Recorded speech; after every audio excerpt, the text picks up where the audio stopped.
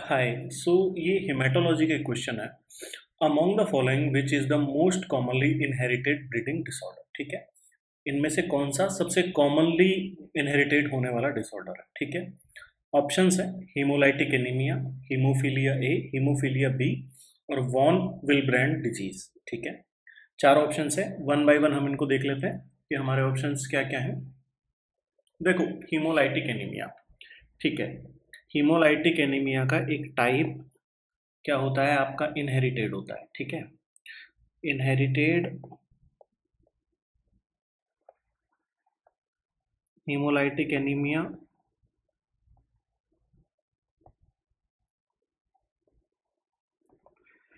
इसको हम intrinsic haemolytic anaemia भी कहते हैं।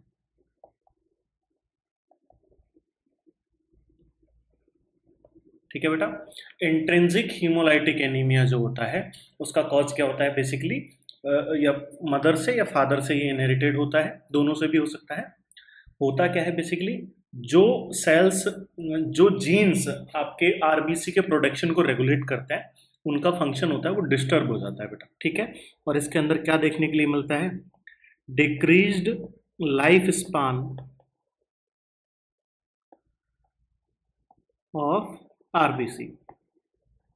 ठीक है, आरबीसी की जो नॉर्मल जो एज होती है वो होती है 128 डेज, लाइफ स्पान होता है 120 डेज का। ठीक है, अब इसके अंदर क्या होता है, 120 से वो डिक्रीज हो जाता है, अर्ली डिस्ट्रक्शन शुरू हो जाता है किसका, आरबीसी का, जिसकी वजह से हमें हीमोलाइटिक एनीमिया देखने के लिए मिलता है। और कौन सा टाइप हीमोलाइटिक एनीमिया का, इंट्रिंसिक हीमोलाइटिक एनीमिया देखने के लिए मिलता है। ये भी एक इनहेरिटेड ब्लीडिंग डिसऑर्डर है। ठीक है, उसके बाद मैं बात करूं हीमोफीलिया ए। हीमोफीलिया के अंदर बेसिकली क्या होता है, क्लोटिंग फैक्टर की डेफिशिएंसी होती है। हीमोफीलिया ए के अंदर फैक्टर 8 की डेफिशिएंसी देखने के लिए मिलती है, जबकि हीमोफीलिया बी के अंदर फैक्टर 9 की डेफिशिएंसी हमें देखने के लिए मिलती है। ठीक है, दोनों ही जो हीमोफीलिया है ये मोर कॉमन इन मेल,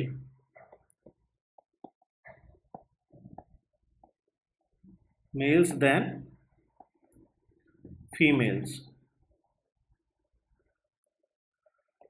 ठीक है, मेल्स में कॉमनली देखने के लिए मिलता है, फीमेल्स में नहीं मिलता है। हीमोफीलिया ए के अंदर फैक्टर 8 की डेफिशिएंसी होती है, हीमोफीलिया बी के अंदर फैक्टर 9 की डेफिशिएंसी देखने के लिए मिलती है। ठीक है, नेक्स्ट है वॉन विलब्रेंड डिजीज। ठीक है, वॉन विलब्रेंड डिजीज जो आपकी है इसको हम लोग VWD या फिर एंजियो हीमोफीलिया भी कहते हैं।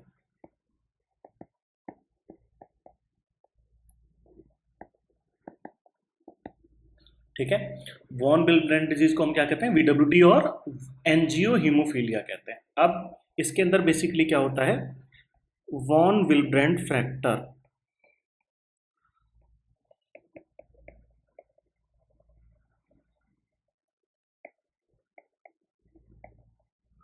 फैक्टर डेफिशिएट और एब्सोल्युटली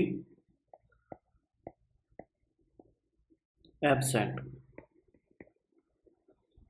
क्लॉटिंग फैक्टर्स के अलावा भी एक फैक्टर होता है वॉन विलब्रेंड फैक्टर। ये क्या है, एक प्रोटीन है बेटा जो कि क्या करता है, प्लेटलेट की हेल्प करता है वेसल्स की वॉल से उनको एग्रीगेट होने के लिए। ठीक है, ब्लड जो ब्लीडिंग है उसको रोकने के लिए बहुत इंपॉर्टेंट चीज़ है कि जो प्लेटलेट है उनका एग्रीगेशन हो, वो उसकी वाल, जो ब्लड वेसल्स की वाल्व हैं उनसे अडेयर हो जाए। ठीक है, अब जब ये वॉन विलब्रेंड डिजीज होती है तो इसके अंदर इस वॉन विलब्रेंड फैक्टर की डेफिशिएंसी हो जाती है,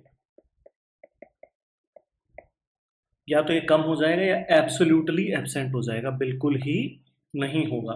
इन दोनों कंडीशंस के अंदर क्या होता है कि आपका जो ब्लड क्लॉटिंग है वो डिक्रीज हो जाती है। ये भी इनहेरिटेड डिसऑर्डर है, कई बार इसको देखा जाता है एसोसिएटेड विद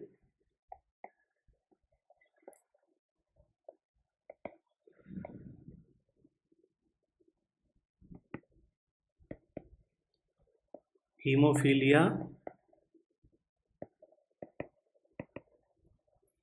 ए, यानी कि वॉन विलब्रेंड फैक्टर की तो डेफिशिएंसी हुई है, इसके साथ साथ किस चीज़ की डेफिशिएंसी देखने के लिए मिलती है? फैक्टर 8 की डेफिशिएंसी देखने के लिए मिलती है। तो ये दोनों ही कंडीशन साथ साथ में होती हैं, ठीक है। अब ये क्या है? मोस्टली एसिम्प्टोमेटिक होता है।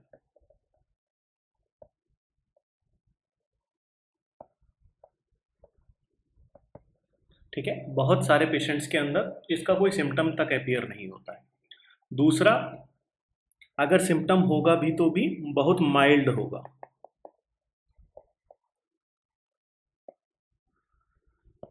ब्लड क्लॉटिंग डिलेड तो होगी लेकिन लीथल नहीं होगी, ठीक है।